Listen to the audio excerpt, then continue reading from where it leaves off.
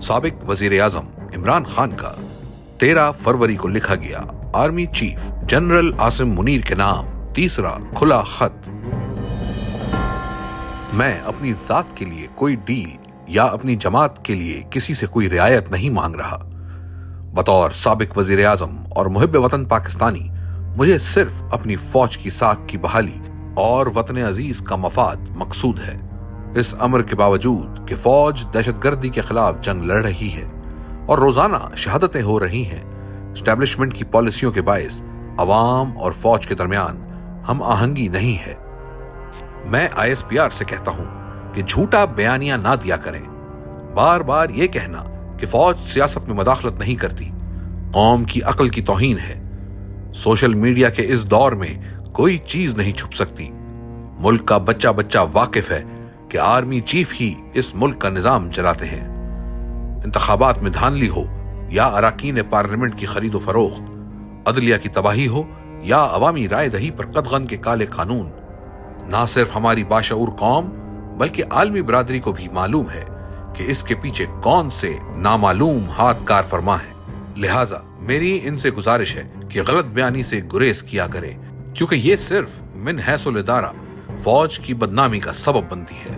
मैं 5 नुकात पर रोशनी डालूंगा जिसकी वजह से पाकिस्तान आज तबाही के दहाने पर खड़ा है। नंबर 1, धांधली ज़दा इंतखाबात के जरिए कौम की जानिब से मुस्तरद शुदा चेहरों को मुल्क पर मुसल्लत करना। एस्टैब्लिशमेंट की इस पॉलिसी की वजह से मुल्क का शदीद नुकसान हो रहा है। अभी चंद साल कबल तक जिनके सरे महल और मेफेयर फ्लैट्स जैसी बेशुमार करप्शन की दास्तानें कौम को सुनाई जा रही थी, उन्हीं के लिए पूरी रियासती मशीनरी और एजेंसीज को इस्तेमाल करके ना सिर्फ कबल इंतखाबात बदतरीन धांधली की गई, बल्कि पोलिंग डे और इसके बाद भी तारीख का सबसे बड़ा डाका डाला गया और इनको कौम पर मुसल्लत कर दिया गया। ये बयानियां बनाने की कोशिश की जाती है कि शरीफ खानदान और जरदारी पर केसेस सियासी नौयत के थे। हालांकि हकीकत यह है कि हमारे दौर में नैब के कोई केसेस नहीं बनाए गए। इंटेलिजेंस एजेंसियों ने इनकी करप्शन के सबूत इकट्ठे किए। जनरल एहतशाम जमीर और फारूक लगारी ने इनके अरबों रुपए करप्शन और मनी लॉन्ड्रिंग के डोजियर दिए थे कि ये लोग कितने करप्ट हैं। नैब तो हमारे कंट्रोल में भी नहीं था। जनरल बाजवा नैब को कंट्रोल करता था। इनके खिलाफ तमाम केसेस हमारे दौर से पहले बनाए गए। हमारे दौर में सिर्फ शहबाज शरीफ के खिलाफ मकसूद चपड़ासी वाला रमजान शुगर मिल केस बना। इस केस को भी बंद कर दिया गया है। कौम ने देखा कि इन्हीं नैब ज़दा चेहरों को डील की ड्राई क्लीन मशीन से गुजार कर दोबारा पाकिस्तान पर मुसल्लत कर दिया गया। नैब तरामीम के जरिए NRO देने के इस अमल से मुल्की मईशत को 1100 अरब रुपए का नुकसान हुआ। इस फ्रॉड के ताने बाने मिलाएं तो तमाम कठपुतलियों की डोरियां एक ही हाथ की तरफ जाती हैं और इसका सारा नजला फौज पर गिर रहा है। नंबर 2, जमहूरियत का खात्मा। जमहूरियत इखलाकियात पर चलती है।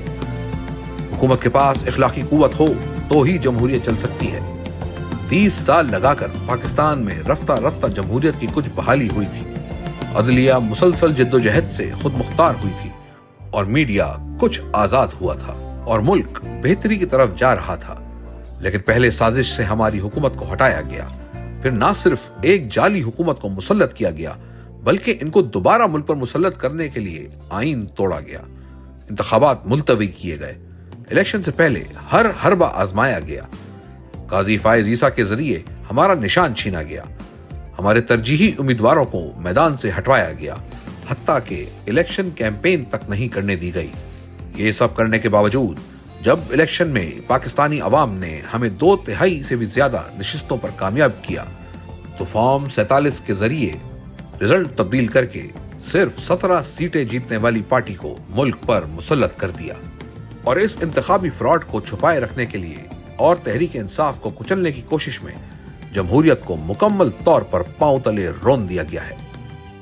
इलेक्शन ऑडिट के खुद मुख्तार इदारे पतन की रिपोर्ट इस सिलसिले में सबकी आंखें खोलने के लिए काफी है कि कैसे इस मुल्क में जमहूरियत का नुकसान करके धांधली के 64 नए तरीके अपनाए गए। मीडिया पर बदतरीन कदगने लगाकर और इंसानी हुकूक को पामाल करके जमहूरियत के तमाम सुतूनों को बर्बाद कर दिया गया है। لوگوں کو ان کے نمائندگان چننے کا حق نہیں ہے۔ الغرض جمہوریت کے تمام بنیادی ستون بشمول خود مختار عدلیہ، حق آزادی رائے، آزاد میڈیا اور انسانی حقوق ختم کر دیے گئے ہیں۔ اس سب کے پیچھے بنیادی طور پر تحریک انصاف کو کچلنے اور الیکشن ڈاکے پر پردہ ڈالنے کی کبھی کوشش کار فرما ہے۔ نمبر 3، ترجیحات کی غلط سمت۔ ساری دنیا آگے کی جانب سفر کرتی ہے مگر ہم مخالف سمت میں گامزن ہیں۔ پاکستان کو ڈیپ اسٹرکچرل ریفارمز یعنی بنیادی ڈھانچے میں اصلاحات کی ضرورت ہے، جس میں اداروں کی مضبوطی، قانون کی حکمرانی، اقتصادی ترقی، آمدن میں اضافہ، اخراجات میں کمی، بڑھتی آبادی کے ساتھ روزگار کے مواقع پیدا کرنا، سماجی تحفظ، امن و امان اور ملک میں نئی سرمایہ کاری لانا شامل ہیں۔ اداروں کی مضبوطی میں ہی ملک کی ترقی کا راز پوشیدہ ہے۔ یہ کام مشکل ہے اور صرف وہی حکومت کر سکتی ہے جس کے پاس عوامی مینڈیٹ ہو اور جس کے پاس اخلاقی طاقت یعنی مورل اتھارٹی ہو۔ اصلاحات کرنا NRO اور جال سازی سے اقتدار لینے والوں کے بس کی بات نہیں ہے۔ یہاں جعلی پارلیمنٹ ہے، جعلی MNAs ہیں، جعلی وزیر اور جعلی صدر ہے۔ ان کا ایجنڈا صرف رین آف ٹیرر یعنی خوف و ہراس پھیلا کر اپنے تسلط کو برقرار رکھنا ہے۔ ملک میں استحکام تب آتا ہے جب قانون کی حکمرانی ہو اور جمہور کو آزادی حاصل ہو۔ یہاں تو 21ویں صدی میں یہ حال ہے کہ انٹرنیٹ تک بندش کا شکار ہے۔ IT کے اس دور میں لوگ نہ صرف تعلیمی و سماجی بلکہ معاشی طور پر بھی انٹرنیٹ پر منحصر ہیں۔ اس کے منقطع ہو جانے سے پہلے سے ہی تباہی کے دہانے پر کھڑی معیشت کو مزید زد پہنچ رہی ہے۔ ورلڈ جسٹس پروجیکٹ کے رول آف لا انڈیکس میں ہم 26ویں ترمیم کے بعد صرف گنتی کے چند ممالک سے آگے ہیں۔ دی اکانومسٹ کے انٹیلیجنس یونٹ کے ڈیموکریسی انڈیکس میں ہم ہائبرڈ نظام سے آمرانہ یا استبدانہ نظام کی جانب گامزن ہیں۔ اسی طرح ملک میں امن صرف تب آئے گا جب اپنے پڑوسی ممالک سے تعلقات کی پالیسیوں کو بہتر کریں گے اور پاکستان کے مفادات کو سامنے رکھ کر پالیسیاں بنائیں گے۔ ہماری افغانستان کو لے کر پالیسی سنجیدہ نہیں ہے۔ اس کی وجہ سے ہمیں دہشت گردی کے بڑھتے ناسور کا سامنا ہے۔ نمبر 4، ہنرمند پاکستانیوں اور سرمایہ کی ملک سے باہر منتقلی۔ پاکستان میں جاری ظلم و جبر کے ماحول اور لاقانونیت سے عوام شدید مایوس ہے۔ سرمایہ کار اور ہنرمند افراد جوک در جوک بیرون ملک منتقل ہو رہے ہیں۔ 2 سال کے عرصے میں تقریباً 17 لاکھ افراد کے بیرون ملک منتقل ہونے سے ملکی معیشت کو اندازاً 15 سے 20 ارب ڈالر کا نقصان ہو چکا ہے۔ معاشی عدم استحکام اپنی انتہا پر ہے، گروتھ ریٹ 0 ہے اور پاکستان میں سرمایہ کاری نہ ہونے کے برابر ہے۔ ملک میں غربت اور بے روزگاری عروج پر ہے۔ لوگ ہر حال میں ملک سے باہر جا رہے ہیں۔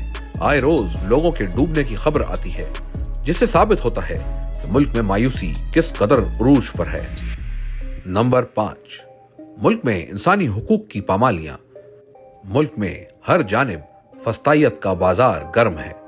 بنیادی انسانی حقوق کی معطلی اور حرمتوں کی پامالی سمیت وہ سب کچھ ہو رہا ہے جو مشرقی پاکستان میں کیا گیا تھا اور سقوط ڈھاکہ جیسا سانحہ وقوع پذیر ہوا۔ 8 فروری کو ایک بار پھر ہمارے احتجاج کو ناکام بنانے کی کوشش میں ملک بھر میں چھاپے مار کر چار دیواری کا تقدس پامال کیا گیا۔ یہ سلسلہ اب تک جاری ہے۔ پنجاب پولیس شاہ سے زیادہ شاہ کی وفادار بن کر بدماشی پر اتری ہوئی ہے۔ وزیر آباد میں پولیس نے ہمارے ایک کارکن کا جنازہ تک نہیں پڑھنے دیا۔ 9 مئی اور 26 نومبر جیسے سانحات میں ریاست کی جانب سے کی جانے والی انسانی حقوق کی سنگین پامالیوں پر بھی کوئی ایکشن نہیں ہوتا تو اس ملک میں کسی کو انصاف ملنا ممکن نہیں ہے۔ 9 مئی اور 26 نومبر کو ہمارے نہتے جمہوریت پسند کارکنان پر ظلم و تشدد کی انتہا کر دی گئی۔ پرامن شہریوں پر سیدھی گولیاں چلا کر شہید کیا گیا۔ سیاسی انتقام کی آڑ میں 3 سال میں 1 لاکھ سے زائد مرتبہ شہریوں کے گھروں پر چھاپے مارے گئے۔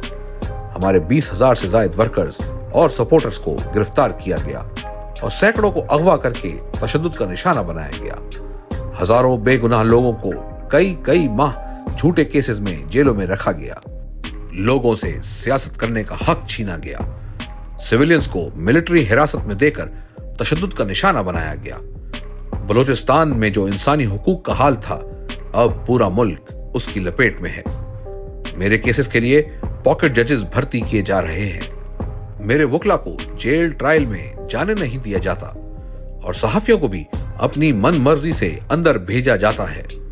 یہ سب اس وجہ سے ہے کیونکہ پاکستان میں 26ویں آئینی ترمیم کے بعد نظام عدل کا مکمل طور پر جنازہ نکل چکا ہے، اور جس کی لاٹھی اس کی بھینس کا قانون چل رہا ہے۔ لوگوں سے جینے کا حق چھینا جا رہا ہے۔ اس دلدل سے جب تک پاکستان کو نہیں نکالا جائے گا، تب تک ملک آگے نہیں بڑھے گا۔ مندرجہ بالا نکات پر غور و خوض اور ان کی روشنی میں اسٹیبلشمنٹ کا اپنی پالیسیوں کو فوری تبدیل کرنا وقت کی ضرورت ہے، تاکہ بطور ادارہ فوج کی بدنامی کا عمل رک سکے۔ ملکی خزانہ لوٹ کر بیرون ملک ڈھیر لگانے والی اشرافیہ کا کیا ہے؟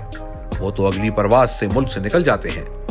پورا نظام اور اس کی توانائیاں اس ٹولے کو بچانے پر صرف کرنے کے بجائے اپنی ترجیحات درست کرنے اور ان 24 کروڑ پاکستانیوں کا سوچنے کی ضرورت ہے جن کا جینا مرنا پاکستان میں ہے۔ ذاتی مفادات سے بالاتر ہو کر اور اپنی غلطیوں سے سیکھ کر تمام اقدامات اور پالیسیز کو آئین و قانون کے دائرے میں لانا پاکستان کی بقا اور ترقی کا واحد راستہ ہے۔